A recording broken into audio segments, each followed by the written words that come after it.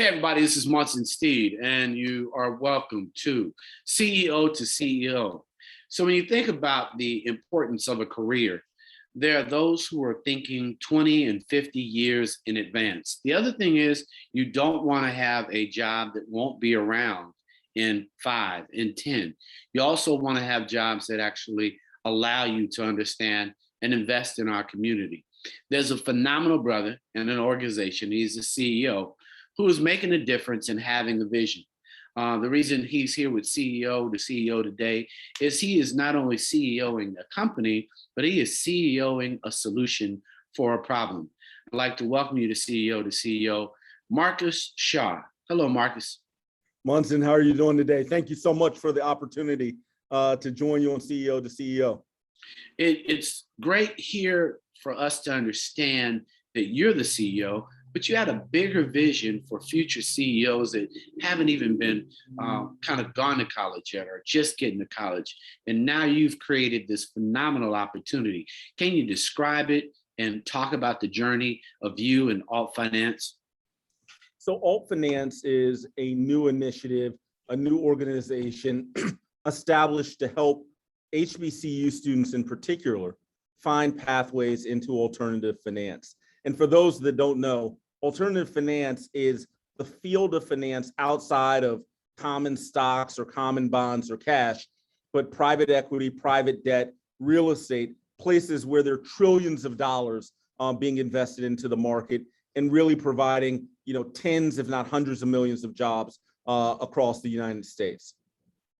For people who aren't familiar, why is there a deficit? I see this as a problem solved. And why did you choose to be a part of this solution?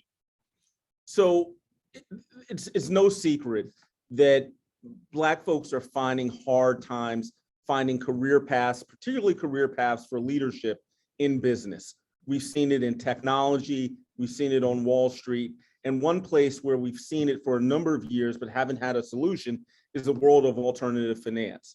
And that's particularly interesting because many of us don't have people in our family or in our lives that are running private equity companies or going out and buying companies wholesale. I mean, we've got great examples of brothers like Robert Smith that have done this, but outside of that, we don't know a ton of people that are in that space. It's a fairly clandestine and quiet space for anybody, but particularly for Black executives or students that are hoping to move into that field. There are not a ton of people that teach you about this is what it looks like to get into the industry. These are the steps in the path that you take. These are the courses that you need to take in college. These are the people that you want to interview with or the phone calls that you need to answer when they come along. And so Alt Finance finds that a real opportunity could be made to help young Black students that want to find a career in alternative investments, help illuminate a pathway for them, and help make introductions to people that can help them along the way. So when you think of this and you're a parent and you're thinking, what schools are you going to start this program at? And what would a person go through? And what are kind of the tenets of the program? So we are launching this platform for our fellowship, which actually launched a week and a half ago. We're launching it with 4 partner HBCU institutions: Clark Atlanta University, Howard University, Morehouse College, and Spelman College. And so we've got 4 incredible HBCU partners that we're launching with. The opportunity here is for students, sophomores and juniors that have an interest in investments in finance to apply to the fellowship program. It is a competitive process, but everything counts, right? Everything about your grades, your participation in leadership in school, the way you articulate your interest in finance and in investing matters. And you'll come into the fellowship. In that fellowship, you'll have access to a coach that will help coach you and keep you accountable for all of the learnings that you'll enjoy during the Alt Finance Fellowship. You'll have opportunities to meet professionals and leaders at organizations in the alternative finance space, including our 3 founding partners, Ares, Apollo, and Oaktree, which are firms that, again, control hundreds of billions of dollars of assets, but are probably not a dinner table name for a lot of young students that are interested in finance and investing. You'll also have the opportunity for need-based scholarships, right? Because what we want to do is reduce the barriers to people being successful. And if people are worried about, making tuition from semester to semester, but they're committed to participating in a program like this, then we want to help reduce some of those barriers for them. So when you think about growth and growing this new group of executives and young professionals in alternative finance, what should they understand the value of real estate is to even community development? What would they learn from some of these big funds that are managing billions? So I think there are a few critical things that you learn from this experience. Number one, the culture of business, what it takes to be successful. Again, we see people on television all the time. We see them on Instagram and social media. We see the end result of success, right? And we measure that oftentimes in terms of, how much money somebody has, or how much property they own, or how much money they can give to a philanthropic endeavor. But very few of us understand how the sausage is made, what those deals look like. In the new world, I think that financial literacy for, the most successful of our students is not going to be measured how it was 30 years ago when it was, can you balance a checkbook? That's still incredibly important. But now we want students to understand, what does a term sheet look like? How do you structure a deal, right? And that doesn't, whether you're doing that for a multi-tenant home that you want to buy, that you're trying to invest in as a young person, or whether you're doing that for a $10 billion, real estate project in a very high rent district, the basics of the way you think about the culture are going to be similar. And so we want to share that with students at a younger age. Folks like you and I, we may not have learned about that until we were in our 20s or 30s. But how can we share that with 17, 18, 19-year-old young men and women at our HBCUs, where they're getting some of the best education that they can get in the country? How can we complement that education with some of the real world learnings that they're going to get through finance? So when we solve this, what do we imagine that once a person is taken a fellow, I think you have additional partnerships, which made me really proud when you think of other institutions that are participating and wanting to participate. Can you share what the other partnerships, educational institutions that are partnering with you? So in addition to the fellowship, which is focused on getting people into the pipelines for specific job opportunities, we're also creating an institute, which will provide both virtual and in-person learning opportunities for students from any HBCU across the country.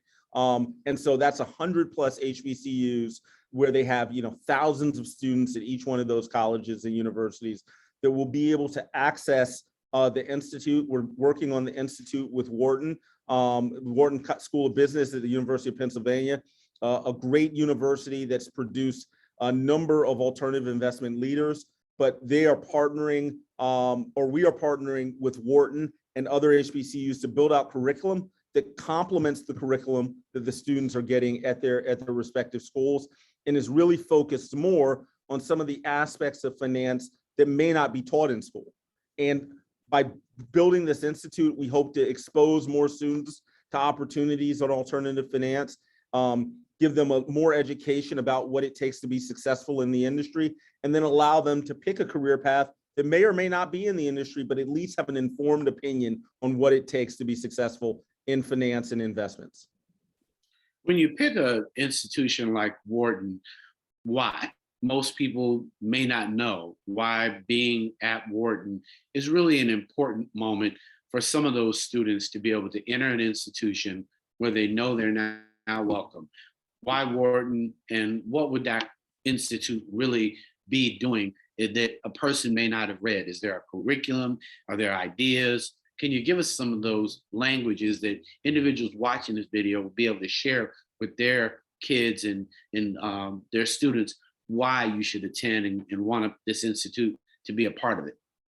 So the University of Pennsylvania and the Wharton School of Business in particular are fantastic institutions that have provided incredible academic preparation for students, soon to be professionals in the world of finance.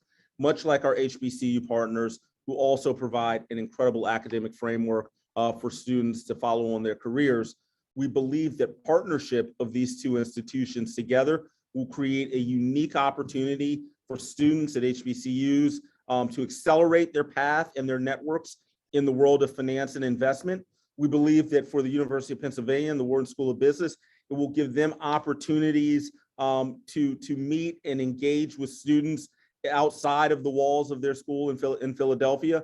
The Dean, Erica James, is fantastic. She came from Emory and is now doing incredible work at Wharton.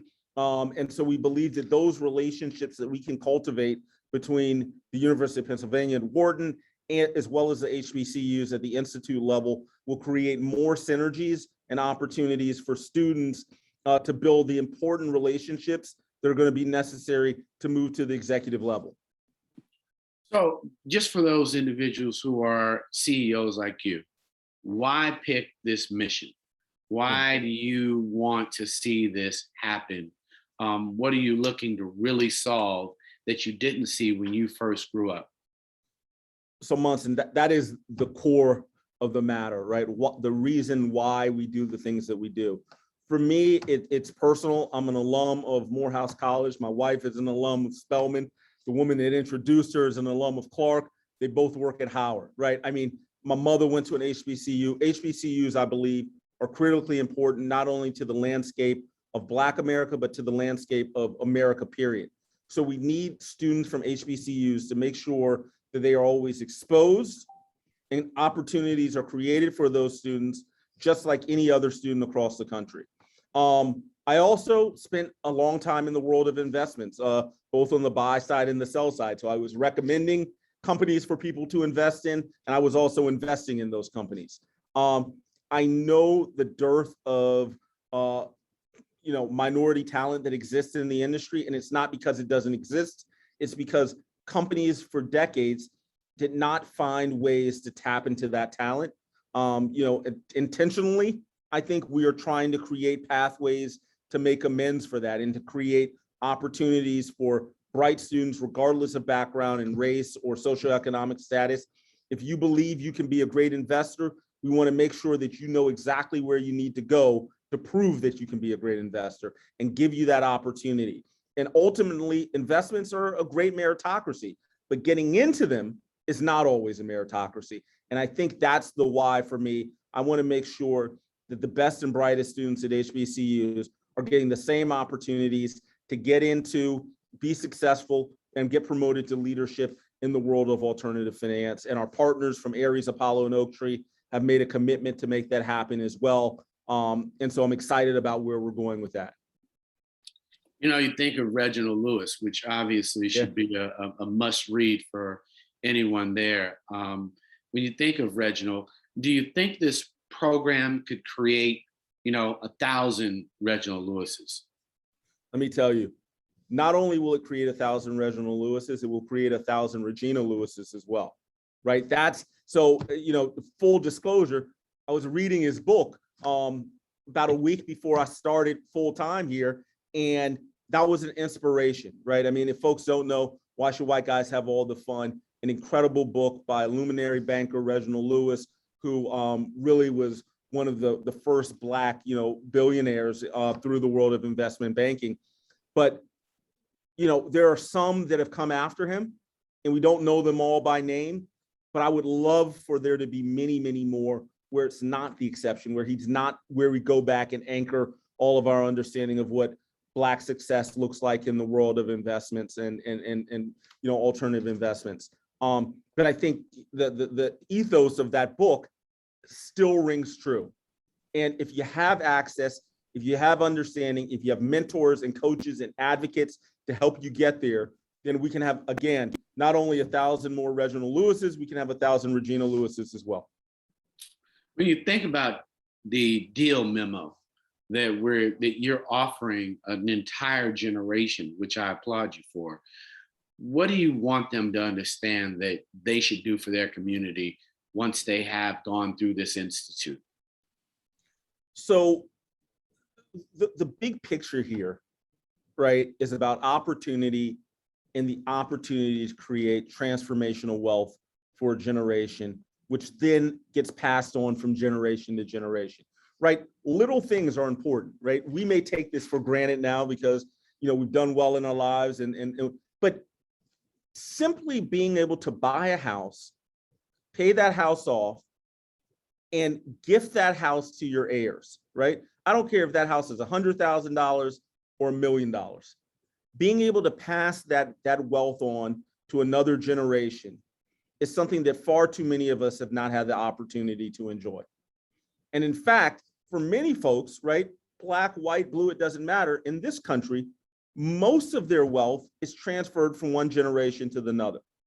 So if we can find a way to position ourselves to get access to careers that have a greater opportunity to create wealth, then we're creating a multiplier effect, not only for the people that are living in our communities with us today, but for our children and our children's children.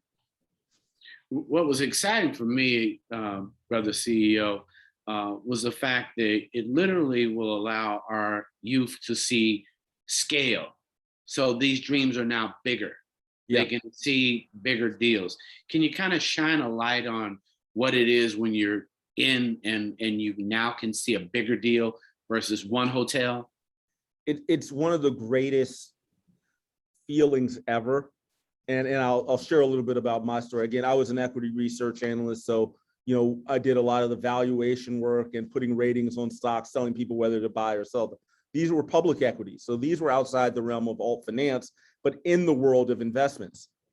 When you are on the due diligence side and you're researching a deal or an investment that you want to make, and you're digging down into the guts of that company, understanding, right? I mean, I covered telecom. I would stand outside of a Sprint store and I'd survey 10 or 15 people and ask them about, why they're in the store today. Is it for a phone repair? Is it for a late bill, right? Like understanding the customer, that helped me understand the business, that helped me understand the business model. That gave me confidence in whether I was putting a buy or sell or hold recommendation on a stock, right? As an investor, that determines whether or not you want to buy it, right? So having that intellectual curiosity, I think is going to be a requisite for the success of young people and particularly young Black people, right? We've got to be curious. And if you're curious, if you're asking great questions, just like you, I mean, a great media personality, a great host, a great interviewer, asking good questions is 80% of the win. And if you ask good questions, you get informed answers that allow you to make decisions. If you make the right decisions and you got access to capital, then you can make good investments. If you make good investments, you can have a good life for yourself. So thinking scale, because when you think of Bob Johnson, them being able to learn from alt finance, most people don't think of Bob Johnson, the founder of BET, but clearly he wouldn't buy one hotel. Right.